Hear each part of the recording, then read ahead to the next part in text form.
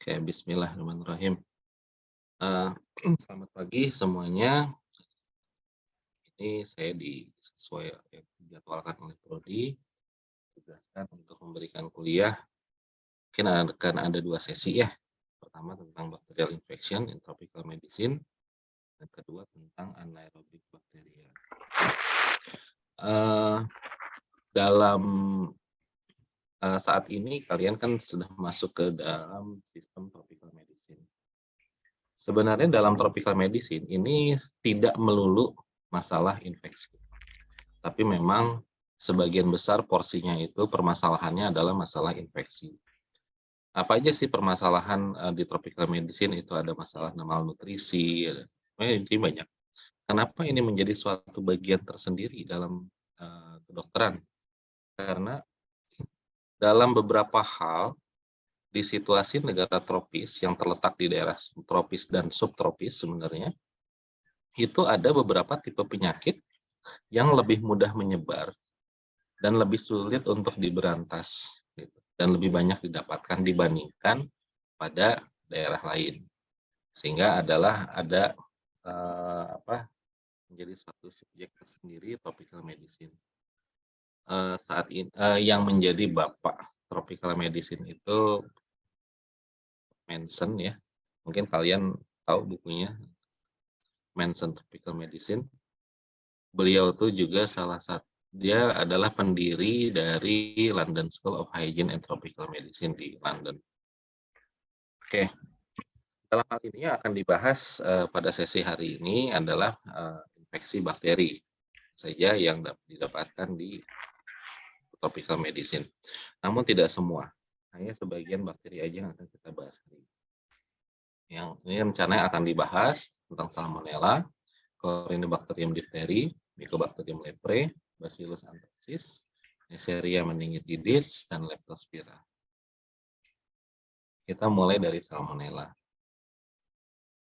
Salmonella ini adalah batang gram negatif ya. Dia sebenarnya fakultatif anaerob, dia suka dengan situasi yang anaerob walaupun dia tidak full. Nanti mungkin pada sesi kedua kita akan tahu apa itu fakultatif anaerob, apa itu strict atau obligat anaerob. Salmonella bagian dari Enterobacteriaceae ya. Umumnya ditemukan di intestin dan feses, pada hewan sebenarnya, jadi pada burung, reptil, mamalia, ya.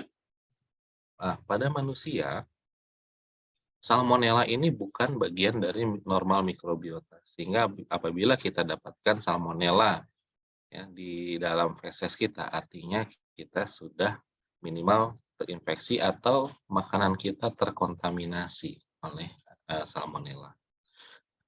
Dari mana sih sumber berkontaminasi Salmonella ini?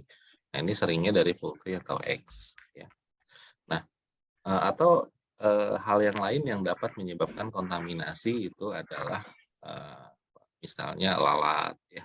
Lalat kadang dia suka melekat di mana saja gitu, habis udah kena kotoran hewan, terus kemudian, terbang masuk ke dalam rumah dan, bertengger gitu ya di atas makanan kita ya, lalu makanan kita terkontaminasi Salmonella. Apakah Salmonella ini berbahaya? Iya, Salmonella ini murni patogen kalau di manusia. Kalau misalnya di hewan dia adalah normal mikrobiota. Eee, Secara genus, dibagi menjadi 2 ya, ada Salmonella enterica dan ada Salmonella bombori. Ada lebih dari 2.000 strain yang digrupkan atau dikelompokkan dalam Salmonella enterica. Mungkin kita sering, familiar dengan, nama Typhus atau Typhus gitu ya, atau Typhoid. Nah, sebenarnya itu adalah suatu penamaan yang kurang tepat untuk penamaan spesies. Yang disebut dengan Typhus, itu seringnya yang dimaksud adalah Typhoid. Di sini, terjemah dari Salmonella typhi. Tapi typhi di sini bukan nama spesies. Jadi nama spesiesnya adalah Salmonella enterica, subspesies enterica dengan serovarian typhi. Tapi hanya penyederhanaan nama saja menjadi Salmonella typhi.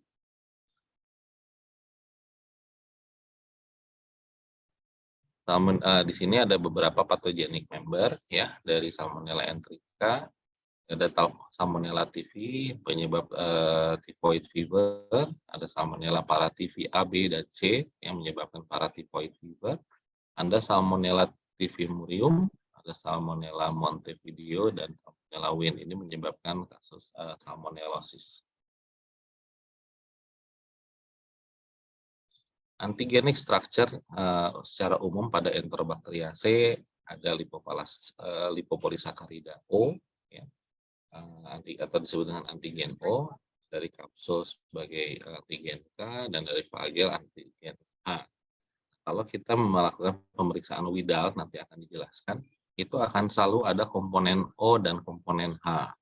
Kalau O itu berarti dari lipopolisaccarida, kalau misalnya H berarti dari flagel. Nah, ini ada satu kasus dulu yang disebut dengan typhoid Mary, Mary Mellon. Dia seorang juru masak sebenarnya di Oyster Bay di New York. Kasusnya waktu itu sempat menjadi misteri karena dapat menyebabkan infeksi hingga 53 orang di waktu itu, di mana 5 diantaranya meninggal. Lalu kemudian setelah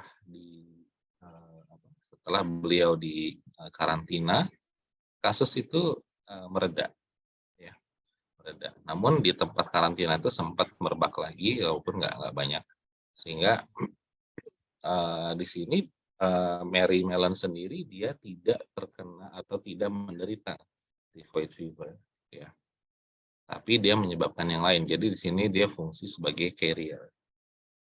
Mary Mellon sendiri juga dia meninggalnya bukan karena typhoid, ya, karena pneumonia setelah 26 tahun di karantina. Nah, karena waktu itu memang belum ada antibiotik yang efektif, gitu ya. Antibiotik itu kan penisilin baru ditemukan tahun 40, sedangkan ini tahun masih awal, ya, masih 1906, ya. Jadi memang belum ada antibiotik untuk bisa menangani ini. Sehingga tindakannya hanya karantina. Kebayang karantinanya hingga 26 tahun. Untuk diagnosisnya biasanya sih kalau untuk pada minggu pertama kita bisa melakukan blood culture, pada minggu kedua bisa melakukan blood culture ataupun urine culture. Setelah minggu kedua dan minggu ketiga bisa melakukan culture dari stool. Untuk serologi bisa dilakukan Widal test. Itu adalah suatu tes aglutinasi, ya, menggunakan antigen dari Salmonella typhi, paratyphi A dan B, A, B, dan C sebenarnya, menggunakan serum dari pasien. Ada juga rapid test IgM Salmonella typhi, namun sayangnya ini hanya untuk Salmonella enterica serovarian typhi, tidak berlaku untuk yang paratyphi. Sehingga apabila misalnya menderita diinfeksi oleh Salmonella yang enterica serovar paratyphi, rapid test ini akan menunjukkan hasil yang negatif. Nah, ini peralatan untuk melakukan blood culture. Ya. Oke, kita skip aja. Nah, ini pertumbuhan Salmonella pada XLD agar. Kemarin beberapa waktu yang lalu ada rekan kalian dari PSKH berusaha untuk melakukan isolasi Salmonella dari daging, ya, dari daging ayam dan dari telur ayam. Sebenarnya kalau untuk penampakan koloni Salmonella pada McConkey ini ada di sebelah kanan, kurang ini ya, kurang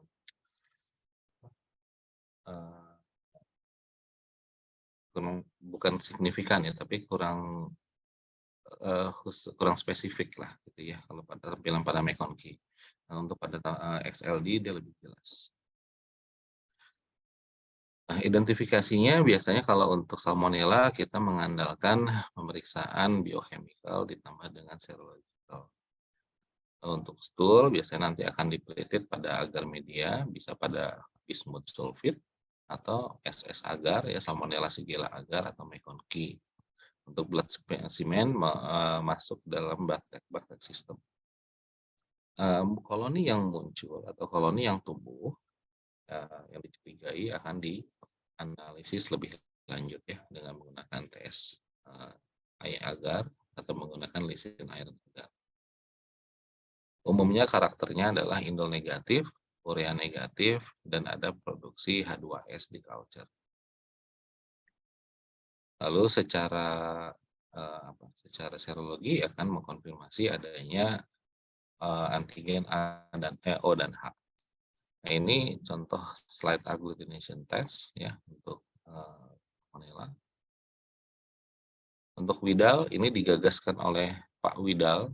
Ini kebayangnya sudah lebih dari 100 tahun umur pemeriksaan ini. Pertama kali di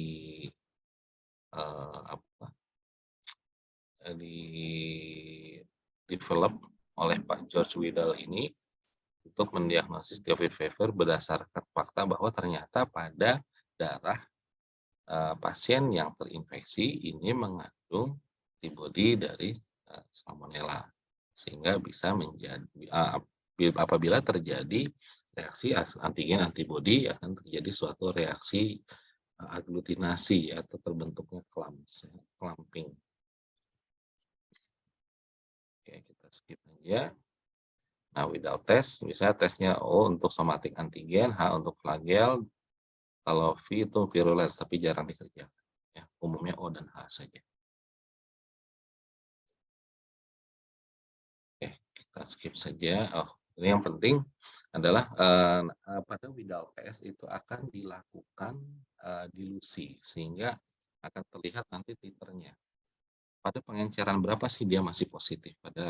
Pada kondisi yang dia masih pekat, dia masih positif, itu hal yang wajar. Tapi apabila sampai dilusi sampai sekian kali masih positif, artinya kadar antibodinya itu cukup tinggi di dalam darah, antibodi spesifik terhadap Salmonella enterica.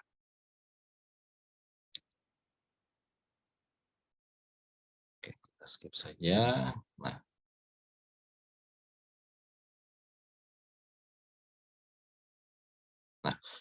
kelemahannya dari Widal test ini adalah pertama dia time consuming, ya, dia memerlukan waktu. Lalu kemudian munculnya antibodi itu agak lambat gitu. Jadi Widal test ini baru bisa dikerjakan paling cepat itu hari kelima panas, ya. Dan untuk pasien-pasien Indonesia di mana kasus typhoid fever ini cukup endemik, kita tidak bisa langsung berkesimpulan bahwa hasil Widal yang positif itu adalah menunjukkan pasien ini mengalami typhoid fever. Sehingga kita harus menunggu. Yang namanya antibodi, dia akan semakin naik. Ya. Sehingga Widal test ini akan diulang 2 minggu kemudian. Sehingga menjadi sumber analisisnya adalah kenaikan titer sebanyak 4 kali dibandingkan yang awal. Namun apabila pada saat awal pemeriksaan titernya sudah cukup tinggi, misalnya lebih dari 1/320 atau bahkan 1/640, itu sudah bisa positif untuk typhoid fever. Nah, kelemahan yang lain tadi kan antibodinya tuh munculnya agak terlambat ya, sehingga waktu yang dibutuhkan untuk bisa memulai regimen antibiotik juga kan menjadi terlambat. Nah, ini akan berbahaya pada pasien-pasien yang mengalami tingkat keparahan penyakit yang cukup berat. Oke, kita masuk ke Corynebacterium diphtheria. Mungkin kalian sering mendengar kata-kata difteri. Ya, ini Corynebacterium diphtheria. Kata-kata difteri ini atau penyakit difteri ini bakteri ini dinamakan sesuai dengan nama. Penyakit difteri ini saat ini bisa dikatakan sudah sangat jarang ya. Namun ini masih termasuk bagian dari neglected tropical infection karena di beberapa negara ini masih ada didapatkan. Untuk difteri ini sudah ada vaksinasinya, biasanya anak-anak terus selama 3 kali dalam 1 tahun pertama itu sudah mendapatkan vaksinasi untuk difteri. Corynebacterium diphtheria ini juga sebenarnya bagian dari mikrobiota normal pada sebagian orang, pada kurang lebih sekitar 40% populasi. Sehingga apabila kita melakukan isolasi dari nasofaring misalnya, dan positif adanya Corynebacterium diphtheria, ini belum tentu sebagai infectious agent yang dicurigai. Ada nanti tes yang digunakan untuk melihat apakah benar Corynebacterium diphtheria yang kita isolasi ini adalah suatu infectious agent yang memang kita duga. Infeksinya umumnya tidak bersifatnya hanya lokal ya, tidak beredar secara sistemik. Menyebabkan kondisi adanya pseudomembran. Nah, ini terlihat pada gambar, ada warna putih di sini, mungkin terlihat ya. Pada bagian di sini uvula, ini bagian faringnya. Ini ada terlihat warna putih, ini adalah pseudomembran yang dibentuk oleh adanya proses nekrosis. Sehingga ciri khas pada difteri ini apabila kita melakukan gesekan pada pseudomembran dengan menggunakan swab, dia akan terjadi bleeding atau terjadi perdarahan.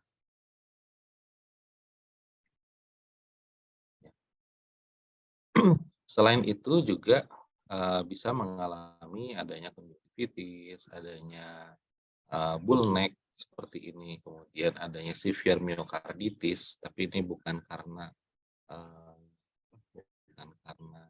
bakteri, tapi karena toksinnya.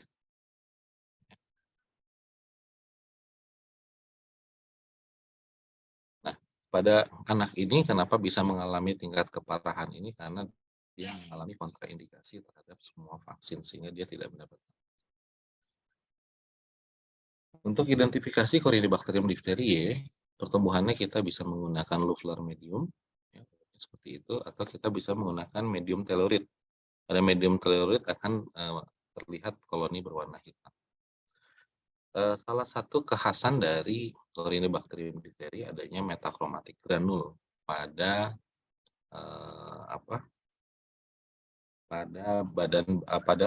bagian ujung dari bakterinya. Nah, di sini untuk pewarnaan kita bisa menggunakan laser stain. Nah, ini harap berhati-hati bahwa laser stain itu memang digunakan untuk Corynebacterium diphtheriae. Nah, terkadang kita kalau misalnya sering di lapangan itu terjadi kesalahan asosiasi. Misalnya kita ingin melakukan pewarnaan laser, tapi yang ingin bakteri yang ingin dicarinya adalah Neisseria gonorrhoeae atau meningitidis. Ini jelas suatu kesalahan karena Neisser ini bukan untuk Neisseria. Neisseria cukup menggunakan gram staining juga cukup ya. Nah, diagnosisnya nanti akan ada club shape, ini gram positif rods ya. Batang gram positif, namun dia akan ada ujungnya ada club shape-nya, di mana ujung ini ada suatu metachromatic gram. Nah, ini seperti ini. Sempat ada sebutan sebagai Chinese letters formation. Ini tidak benar-benar menjadi huruf China, namun karena adanya metachromatic granul pada bagian ujung atau ujung dari batangnya, ya, tepi dari batang gram positifnya ini adalah titik pertumbuhan atau duplikasi dari bakterinya dengan arah yang bisa mengarah kemana saja. Ya, akan terjadi bentukan seperti terlihat pada gambar.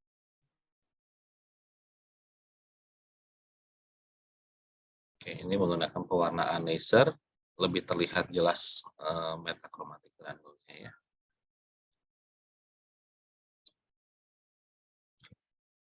Ini menggunakan methylene blue, bisa terlihat metachromatic granul walaupun tidak sejelas pada laser staining.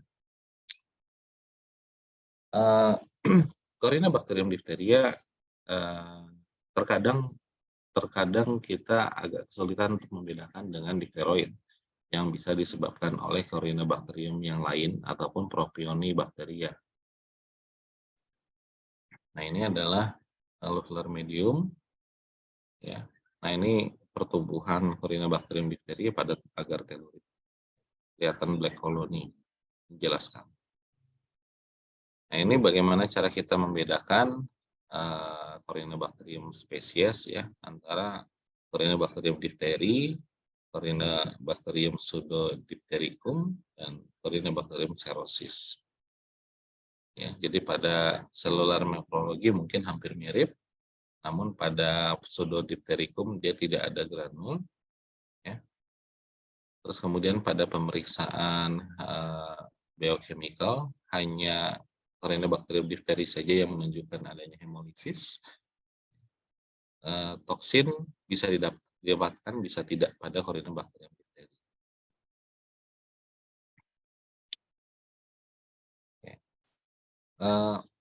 Diphtheria toksin ini dapat menyebar ya, bisa walaupun bakterinya tidak menyebar secara sistemik, namun toksinnya dapat menyebar secara sistemik dan dapat menyebabkan miokarditis dan bisa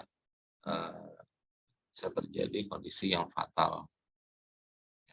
Ini dikode oleh adanya bakteriofag ya, yang mengkode toxin. Umumnya bakteriofag ini yang menularkan toxin ini ke barang bakteri Corynebacterium diphtheri. Ya. Nah, bagaimana cara kita periksa toksinnya? Ini bisa secara in vivo ataupun in vitro. Ya. Tapi cara yang paling umum yang digunakan itu adalah elek test seperti terlihat seperti pada gambar.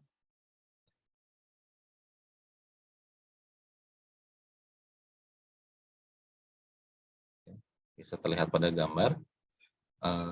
Ini adalah paper strip ya. Yang di tengah ini adalah paper strip yang mengandung Corynebacteria antitoksin. Lalu setelah itu ditumbuhkan koloni dengan melintasi paper strip ini. Kemudian kita untuk menunjukkan hasil positif akan terjadinya garis presipitasi seperti ini. Kenapa bisa terjadi garis seperti ini? Karena adanya pertemuan antara toksin dan antitoksin. Ya.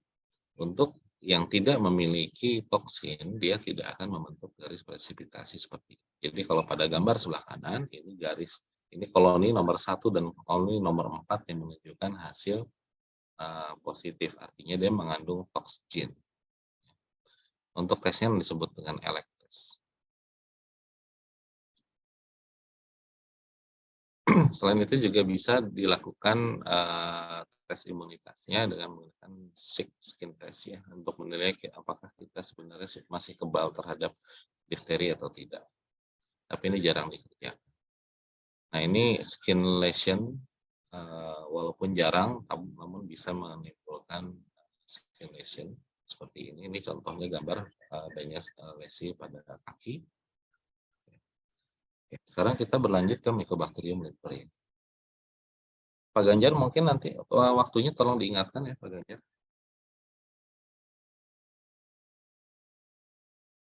Mycobacterium leprae ini bagian dari Mycobacterium dari Mycobacteriaceae ya, basil tahan asam. Dia menyebabkan leprosi ya. Ini adalah suatu chronic disease di mana ini masih ada sampai saat ini itu masih ada, walaupun mungkin kalian pernah dengar bahwa di Tangerang dulu pernah ada rumah sakit khusus kusta ya. Namun karena kasusnya sudah cukup jarang sehingga sekarang rumah sakitnya diubah menjadi rumah sakit umum. Biasanya dia menginfeksi daerah kulit ya kalau untuk leprae. Nah, di Kabupaten Bandung ini ada beberapa daerah yang menjadi kantong leprosi ini. Salah satunya di daerah selatan Kabupaten Bandung Barat. Itu daerah sana itu ada kantongnya, walaupun pasiennya nggak banyak tapi ada. Nah, ini kondisinya seperti ini. Dulu penyakit leprosi ini bisa di apa ya? Orang banyak menyebutnya sebagai penyakit kutukan gitu, karena begitu dia mengalami leprosi, dia tuh tidak ada peluang untuk kesembuhan, ya. Lalu kondisinya semakin lemah, ya. Lalu adanya berbagai macam ada banyaknya ulcer, adanya resorption dari bone, ya. Kemudian adanya nerve damage sehingga eee eee, apa, eee, gerakan mikromotor kita menjadi lebih kasar lah, ya. Nah, ini juga kan sangat mengganggu, sehingga, eee, zaman dulu sudah ada proses karantina untuk, orang-orang yang mengidap penyakit ini. Untuk leprosi sendiri ada 2 tipe penyakitnya, ada yang bentuk tuberkuloid, ada yang bentuknya lepromatus. Nah, ini kenapa bisa berbeda seperti ini? Ini ternyata bergantung pada tipe imunitas dari penderitanya. Apakah dia kecenderungannya lebih ke active cell mediated atau dia cenderung ke humoral, ya, ke humoral immunity. Eee, M. leprae ini, sulit ya, sulit ditumbuhkan, bukan sulit, bahkan tidak bisa ditumbuhkan secara in vitro. Jadi artinya tidak bisa menggunakan, medium artifisial, hanya dapat ditumbuhkan secara in vivo, ya itu pun harus pada daerah dingin, kemudian ini bisa menggunakan armadillo. Mungkin kalian sebagian ada yang tahu armadillo itu adalah satu hewan khas di Amerika Latin. Namun yang digunakan adalah di daerah perutnya. Nah, selain itu juga kita bisa menggunakan foot pad ya, foot pad dari tikus ya. Namun ini pun masih sulit untuk ditemukan. Nah, untuk diagnosisnya kita bisa menggunakan skin testing ya, menggunakan lepromin atau, kita melakukan biopsi yang kemudian diwarnai dengan pewarnaan acid fast, dan kita juga bisa berdasarkan clinical sign atau clinical symptoms yang muncul ya. Nah, ini adalah hasil pewarnaan acid fast staining dari, biopsi kulit. Nah, biasanya kalau seperti ini nih bentuknya bentuk, tuberkuloid ya, yang bisa kelihatan ini membentuk tuberkel-tuberkel kecil-kecil, di mana, bakterinya itu kecenderungannya itu berkumpul gitu, walaupun ada beberapa yang menyebar. Nah, ini lebih jelas lagi, terlihat seperti tuberkuloid ya.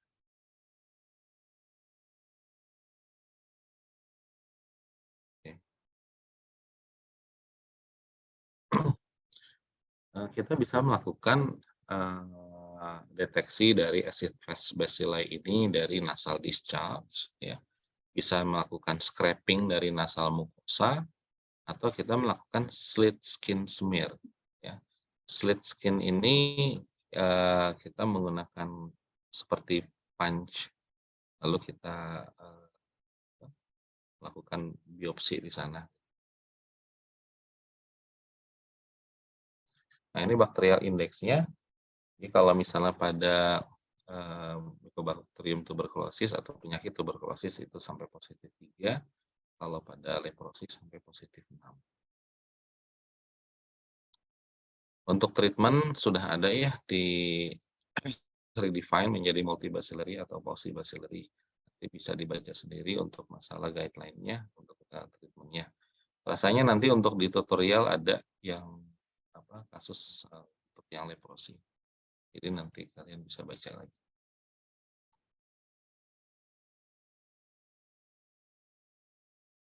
Oke, kita lanjut dengan Bacillus anthracis. Bacillus anthracis ini adalah suatu, mungkin kalian pernah dengar penyakit antraks. Nah, penyakit antraks ini sendiri, sempat diisukan akan dijadikan suatu senjata biologis gitu. Kenapa bisa seperti itu? Ya karena memang, kenyataannya cukup dapat menimbulkan penyakit yang tidak ringan gitu. manusia ya. Bacillus anthracis ini adalah suatu obligat patogen ya, vertebrata. Bisa kita lihat, ini bentuknya adalah gram positif. Dia membentuk spora dan dia non-motile. Bentuknya bagus ya, di sebelah kanan ini seperti rantai. Ukurannya sekitar 1 sampai 1,2 mikrometer dengan lebarnya dengan lebarnya 1 sampai 1,2 mikrometer dan panjangnya 3 sampai 5.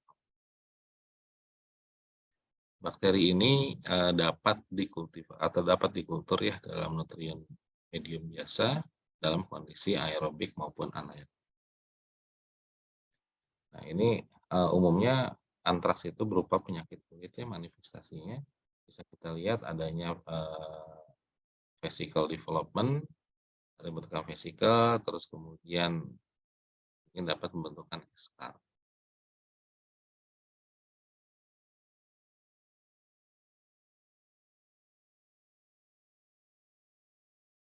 Untuk kriteria diagnosis secara laboratorium kita bisa menggunakan clinical samples, bisa berupa darah, cerebrospinal fluid, skin lesion dari eschar, ataupun ulcer di orofaringeal. Jadi dari sana kita lakukan pewarnaan gram. Apabila kita dapatkan gram positif Rods, ya adanya spora, lalu ada berkapsul, ya, kita bisa duga bahwa ini adalah Bacillus anthracis. Lalu kita bisa lakukan isolasi menggunakan sip blood agar, ya. Nanti akan ada gram positif Rods yang besar setelah diwarnai, cenderung non-motile dan non-hemolytic. Ini setelah ditumbuhkan dalam sip blood agar, ya, gambarannya seperti ini. Ini karakter atau morfologi Bacillus anthracis pada gram staining. Ya. Letak spora biasanya di daerah sentral atau subterminal. Jadi gambarannya cukup bagus. Ya. Nah, spora ini berbeda dengan spora pada jamur.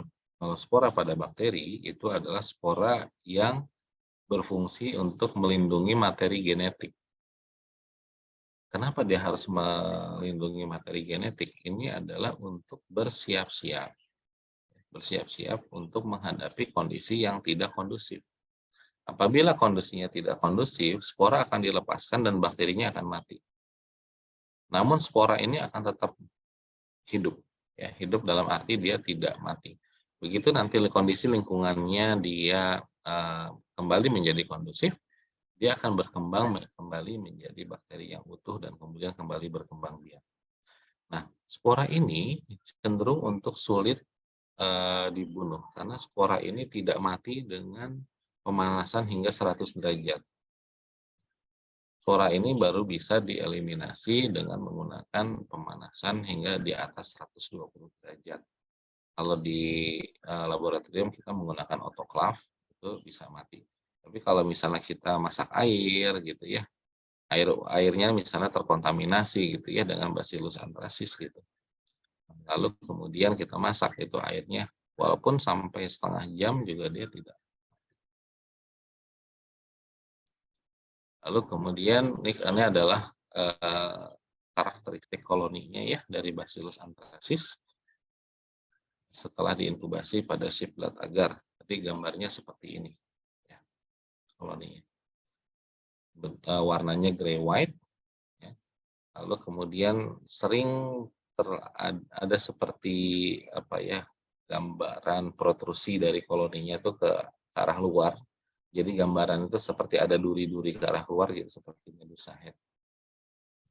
Namun dia tidak dapat tumbuh pada medium.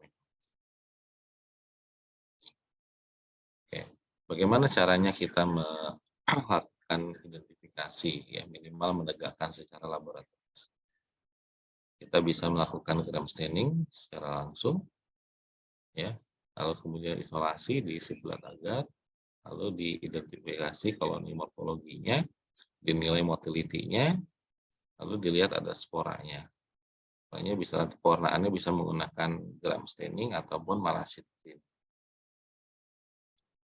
Selain itu kita bisa menggunakan rapid screening assay, bisa menggunakan PCR atau antigen base ya. Nanti konfirmasi kriterianya itu adanya capsule production, adanya lysis gamma phage, lalu kemudian adanya hasil positif pada direct fluorescence antibody assay. Ini menggunakan antigen dari Bacillus anthracis. Oke. Kita lanjut ke spesies berikutnya adalah Neisseria meningitidis. Neisseria meningitidis adalah Diplococcus ya, gram negatif. Itu termasuk fastidious. Fastidious ini adalah artinya dia manja atau sulit untuk ditumbuhkan pada medium artifisial. Di sini bukan berarti dia tidak bisa ditumbuhkan, namun dia membutuhkan kondisi khusus gitu untuk bisa tumbuh. Ya. Contohnya di sini dia harus suhunya 35 sampai 37 dalam kondisi yang lembab, disuplementasi dengan 5% CO2. Ya. Ini adalah lalu menggunakan medium khusus, misalnya medium selektif khusus. Itu adalah kondisi-kondisi supaya kita bisa menumbuhkan Lymphococcus ini. Lalu selain itu juga dari mulai pada saat awal isolasi juga ada perlakuan khusus untuk bisa mendapatkan, karena ini termasuk bakteri yang cenderung lemah ya. Apabila kita langsung melakukan isolasi begitu saja dari lesi, seringnya mediumnya akan terkontaminasi oleh bakteri yang lain sehingga bakteri ini tidak tumbuh walaupun kita sudah menggunakan cara yang khusus gitu. Jadi memang perlakuan khusus itu mulai dari saat spesimen collection juga sudah mulai. Lalu kemudian karakternya adalah oksidase positif, katalase positif, ya dia memproduksi asid dari glukos, ya, dan maltos ya. Lalu kemudian dia memiliki surface antigen, ya, sini ada lipopolisaccharid kapsul, ada pili, dan ada lipooligosacharid. Nah ini gambarannya kurang lebih seperti ini. Bukan sel yang besar ya, tapi yang kecil-kecil yang merah, yang selalu dua ya, selalu dua, gambarannya dua itu adalah Diplococcus. Di sistem GUS kalian mungkin pernah ketemu dengan yang namanya Neisseria gonorrhea. Nah ini adalah genus yang sama namun berbeda spesies. Ini saat ini sudah cukup banyak serogrup yang dikenali, ada 12, lalu memiliki saat ini sih sudah ada vaksin ya, yang kuadrivalen itu untuk AC, Y, dan W135. Nah ini gambaran koloninya di sebelah kiri, di sebelah kanan itu gambaran gram stain. Ini adalah gambaran untuk oksidase, teks oksidase. Kita bisa lihat yang sebelah kiri itu bawah itu adalah gambaran positif, kanan itu adalah negatif. Lalu sebelah kanan ini ada gambaran untuk reaksi gula-gula ya. Di sini terlihat dia mengubah dia memproduksi asid pada glukos sehingga warnanya berubah menjadi kuningnya. Kita lanjut ke spesies berikutnya adalah Leptospira. Leptospira ini adalah bagian dari Spiroseta ya. Gambaran bakterinya berbeda. Dia bentuknya spiral dengan diameter yang sangat kecil, hanya 0,1 mikrometer. Namun dia memiliki panjang yang cukup panjang. Panjangnya itu terkadang bisa hingga 3 sampai 4 mikrometer. Bentuknya tidak hanya panjang tapi dia berbentuk helix ya, spiral seperti ini. Dan bentuk spiralnya ini adalah cara dia untuk bergerak. Jadi memang bakteri ini highly motile, tanpa flagel, dia mampu bergerak dengan lincah. Dan ini juga yang menyebabkan agak sulit untuk melakukan isolasi pada spiral. Ini gambarannya, ini menggunakan dark ground ya.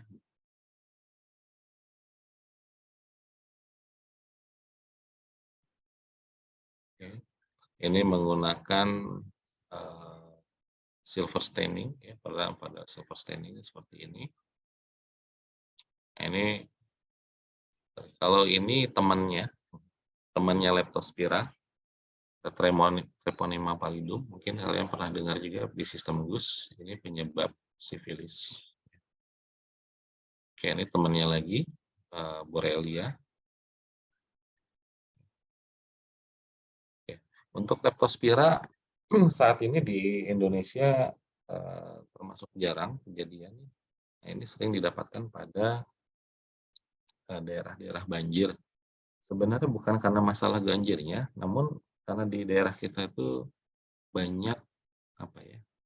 Banyak di selokan itu banyak sekali tikus, dan Leptospira ini senang sekali dia hidup di ginjal tikus. Sehingga urin tikus itu dapat mengkontaminasi urinnya ya. Urinnya terkontaminasi dan dapat mengkontaminasi lingkungan sekitar. Nah, celakanya pada saat banjir di mana urinnya itu larut kemana-mana, lalu kemudian kebetulan dekat dengan kita dan kita ada bagian kulit yang terluka misalnya karena terlalu lama terendam air atau mungkin masuk melalui mukosa misalnya ada tertelan atau bisa mengalami leptospirosis. Oke, untuk sesi pertama saya rasa cukup sampai di sini. Mungkin ada pertanyaan. Nah, udah nambah 193 ya. Mungkin ada pertanyaan dulu.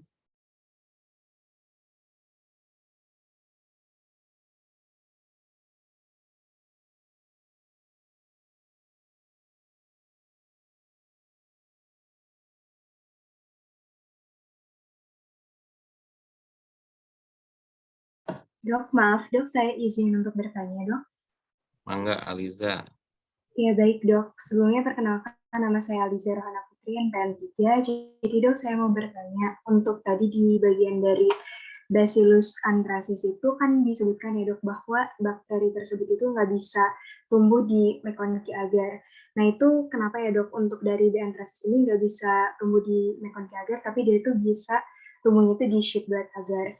Terus mungkin yang kedua, saya juga mau bertanya, kalau misalkan dari Salmonella typhosa itu kan tadi yang Salmonella enterica ataupun juga penyebab typhoid fever, itu biasanya tuh bisa mengakibatkan kondisi demam yang continuous fever gitu ya dok. Nah, tapi kenapa itu berbeda-beda gitu? Jadi kenapa sih kalau misalnya bakteri itu yang menyebabkan demam itu ada perbedaan tipe-tipenya gitu untuk dari manifestasi demamnya?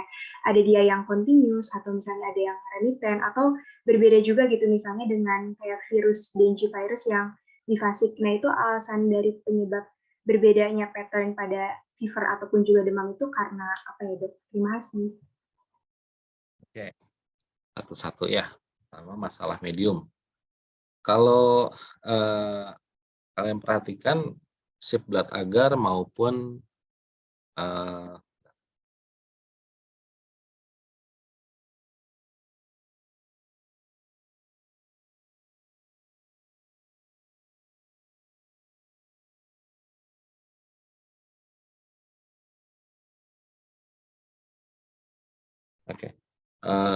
sheepblood agar maupun McConkie agar itu adalah medium semi selektif. Ya. Jadi tidak semua bakteri itu bisa tumbuh pada semua medium. Ada beberapa medium yang memang dia non selektif. Ya. Contohnya nutrien agar. Itu kalau misalnya kita ingin, udahlah pokoknya semua bakteri lah ditumbuhin aja dulu di situ gitu ya, enggak, silahkan di nutrien agar. Kalau saya tidak menyarankan. Biasanya kalau di lab kita akan mencoba untuk membagi. Kita curigainya kemana nih? Gram positif atau gram negatif? Kalau gram negatif, kita akan coba tumbuhkan di McConkie agar. Kalau gram positif, itu kita tumbuhkan di sheepblood agar. Beberapa bakteri memang memiliki karakteristik khusus. Selain itu, mediumnya pun sudah didesain. untuk dia bisa lebih support pada gram negatif ataupun pada gram positif. Jadi selain dari masalah bakterinya, juga ada desain nutrisinya, juga ada penambahan zat tertentu yang dapat menghambat pertumbuhan bakteri yang lain. Contoh lagi medium yang cukup selektif itu adalah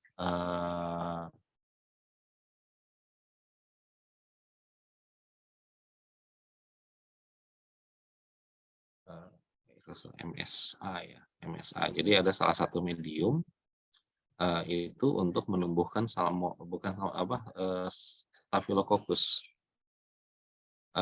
namanya MSA. Itu adalah mannitol salt agar. Kenapa saya bilang ini selektif khusus untuk Staphylococcus? Karena Staphylococcus itu dia bisa tumbuh pada kondisi yang asin. Jadi memang pada medium itu ditambahkan garam. Kenapa tambahannya garam? Supaya bakteri yang lainnya nggak tumbuh. Jadi memang ada desain-desain medium gitu khusus gitu kalau di laboratorium ingin kayak misalnya tadi gitu ya salmonella. Kenapa pada XLD? Karena kalau pada XLD itu gambaran koloninya tuh khas sekali gitu. Jadi kita ini kayaknya salmonella nih gitu.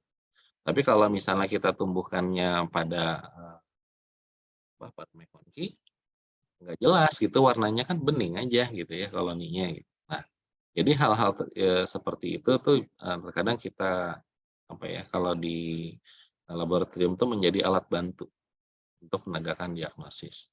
Karena memang tidak bisa langsung begitu saja. Nah, walaupun sekarang sebenarnya ada kalau misalnya kita udah curiga, ini kayaknya salmonella nih, atau kita curiga, ini kayaknya gram negatif batang gitu ya, belum tahu nih bakterinya apa.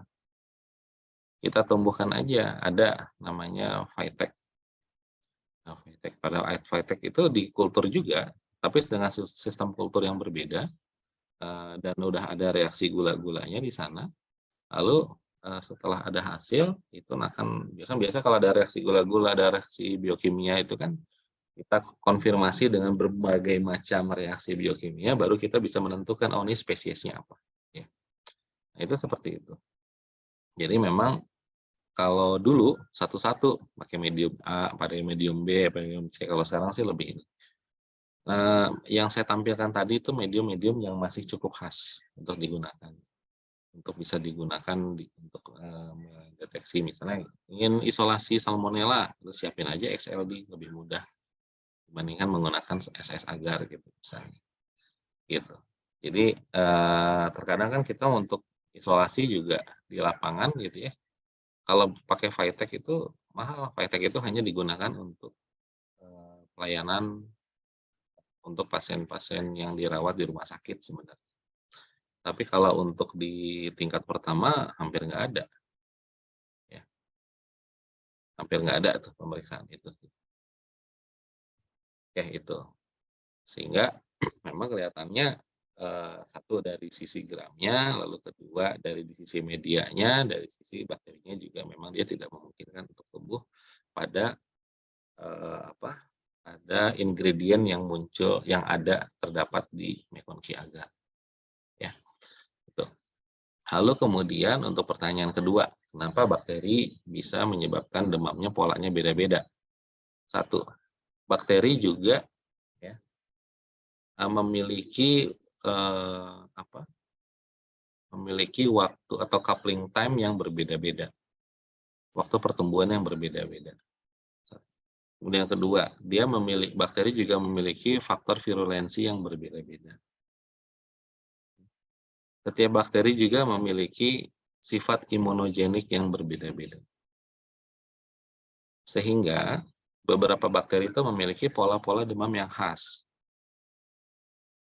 Jadi walaupun saat ini saya sendiri sudah jarang tuh menemukan pola demam yang khas. Contoh pada typhoid. Kan kalau misalnya di textbooknya mah stepwise ya. Stepwise gitu. Jadi continuous tapi di stepwise gitu dan makin lama makin tinggi dia ada fase turunnya tapi nggak sampai normal, kadang sampai normal, kadang enggak gitu kan. Tapi makin lama makin tinggi dan nanti minggu kedua dia akan continuous dia akan terlalu tinggi gitu. Itu textbook. Kenyataannya Di lapangan nggak seperti itu. Kenapa nggak seperti itu? Hari pertama demam, minum Panadol, ya kan? Itu ini panasnya nggak turun juga nih, nggak sabaran, baru juga 2 jam masih nggak turun juga, minum lagi Panadol 1 lagi gitu, kadang. Gitu, atau minum lagi yang lain obatnya untuk turun panas, dibantu dengan kompres gitu segala macam. Sehingga apa, pola demamnya nggak kelihatan, gitu. Jadi memang agak sulit kalau kondisi di lapangan, ya. Tapi tadi hal itu pengaruh. Lalu setiap bakteri juga memiliki infectious dose yang berbeda. Apa itu infectious dose atau infection dose? Bakteri itu berkaitan dengan faktor virulensi juga. Semakin tinggi atau semakin rendah ya, semakin rendah infection dose-nya ya, artinya dia tidak memerlukan jumlah bakteri yang banyak untuk bisa menimbulkan sakit. Contoh, pada beberapa bakteri dia cukup dengan jumlah 10 pangkat 5 dia sudah bisa menimbulkan sakit. Pada bakteri yang lain itu perlu 10 pangkat 7. Jelas bedanya 100 kali lipat ya, beda sekali gitu. Ada yang membutuhkan hingga 10 pangkat 9 baru bisa sakit gitu. Nah, itu bergantung pada apa? Tadi faktor virulensi, jadi seberapa virulen si bakterinya gitu kan. Bahkan pada spesies yang sama pun belum tentu memiliki virulensi yang sama. Misalnya sama-sama Salmonella enterica serovar TV gitu. Pada tiap-tiap orang belum tentu sama, mungkin agak sedikit bergeser, ada yang 10 pangkat 5, ada yang 10 pangkat 6, ada yang 10 pangkat 4 gitu misalnya. Tapi kisarannya di sana gitu rata-rata. Tapi tiap orang tuh berbeda-beda, sehingga reaksinya juga berbeda-beda. Dan tiap-tiap orang juga kan memiliki, karakter imunitas yang berbeda-beda ya, sehingga itu juga akan pengaruh ke pola demam. Sehingga apa yang disampaikan dalam textbook itu adalah rata-rata sebenarnya. Apa yang didapatkan sih sebenarnya rata-rata seperti apa sih? Nah, itu yang didapatkan. Walaupun sekarang jarang juga sih menemukan hal seperti itu. Nah, kalau pada virus, kenapa dia cenderung lebih lebih cepat tinggi gitu demamnya? Sekarang dipikir saja, kira-kira virus sama bakteri lebih cepat mana sih perbanyakan dirinya gitu. Kalau bakteri itu kebayang ya, misalnya waktu pembelahan dirinya itu misalnya setiap sekian menit gitu kan, itu 1 menjadi 2, 2 menjadi 4, 4 jadi 8, 8, 16 gitu kan. Tapi kalau virus, 1 masuk keluar 2000 gitu kan. Begitu selnya pecah jadi 2000 yang keluar. Ya jelaslah banyakan virus kan gitu. Lalu proteinnya gimana? Ya proteinnya banyakan virus juga karena yang keluar juga lebih banyak gitu. Jadi, tapi balik lagi, seberapa imunogenik sih, gitu.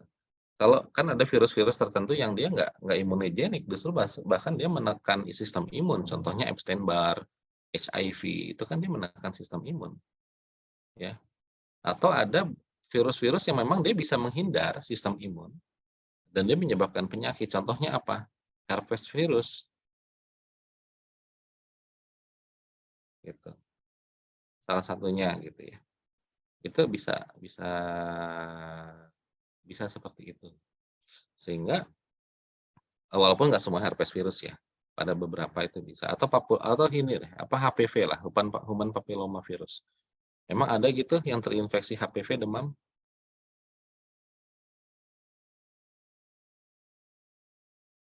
Kayaknya, tahu-tahu udah cervical cancer kan. Nah, itu atau tahu-tahu ada kutil gitu kan, tapi nggak ada demamnya, gitu. Jadi nggak semua virus, nggak semua bakteri itu bisa menimbulkan, demam dan memang polanya itu berbeda-beda. Balik lagi karakter dari si bakterinya, seberapa imunogenik dia, virulensinya bagaimana, dan juga balik lagi juga ke sistem imun seperti apa. Mudah-mudahan bisa menjawab pertanyaannya Alisa ya. Mangga kalau ada yang mau ditanyakan lagi sebelum kita berlanjut pada kedua. Baik dok, terima kasih banyak dok sudah menjawab.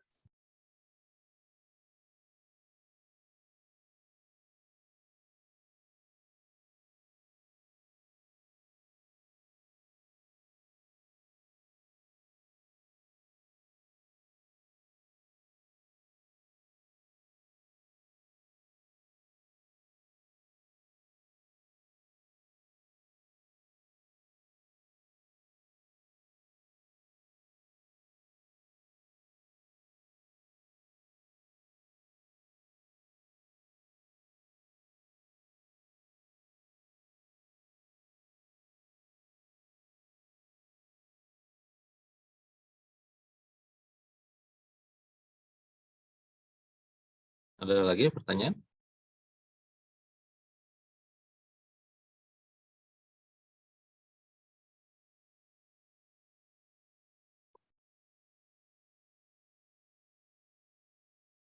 Nggak ada? Kalau nggak ada kita lanjut ya, sesi 2 ya. Bentar.